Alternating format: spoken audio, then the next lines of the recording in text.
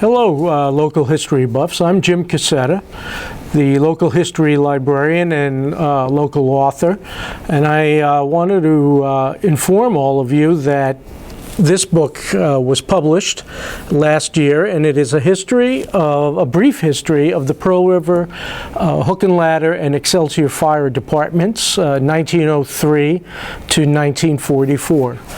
And what we have in the book, I'll give you a general overview, is that in the 19th century, our first large fire was a fire that consumed a hotel. The name of the hotel was never named in the newspaper sources, but it burned completely to the ground. The fire bell was rung. There was a bell in a cupola over servants' general store, and the flames got larger and larger, and they ran a hose out from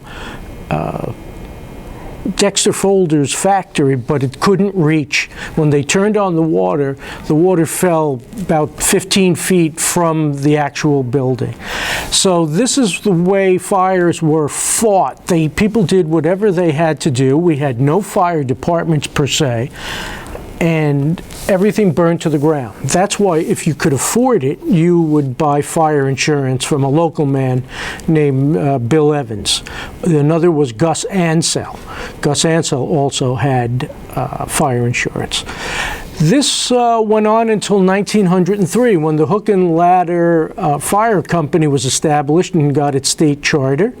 And the following year, they bought a Howe pumper and also purchased from Henry Steffens, who would become one of the future members of the fire department, a building that was moved from where La Quinta is today to where the current Hook and Ladder station is.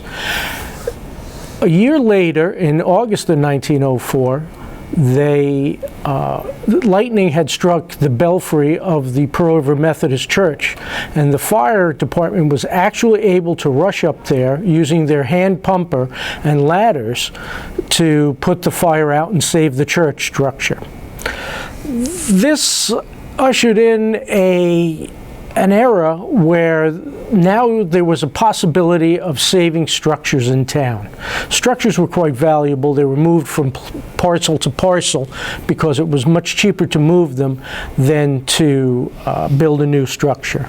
So what you had was, around just before the First World War, the first gasoline pumpers were purchased, and they were purchased out in Pennsylvania, and they were really great for getting there quick. The faster you can get to a fire, the better it was. So this kind of firefighting method went on until the 1930s. It was standardized, and more training was instituted by a German immigrant named Leo Biedermann. Biedermann had worked in the New York City Fire Department and had retired around 1905, 1906, and came to Pearl River with his family. From that point on to all the way through the 1940s, there was the use of gas masks, the use of boots, rain equipment, where prior in the 19th, early 20th century, people just heard the gong or the bell being rung, and they used their own clothing. They fought without equipment. He instituted equipment, he instituted oxygen tanks, and it was very well that he did, because in the fall of 1929, the large wooden structure of the Church of St. Margaret's burned to the ground mysteriously.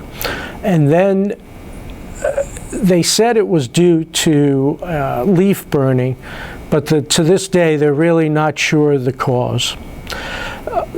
In 1912, the Excelsior Fire Department was formed, And there was a talk years ago that there was a split, but that didn't really happen. What you had were men separately joining both institutions. And today, there's even more training and firefighting ability, where it's very rare a fire completely burns a house to or any structure to the ground. The second half of this book is a genealogy of sorts, because it lists the charter members of the Excelsior Company, members of the Hook and Ladder Company, and their dates of service to the volunteer fire departments in our town.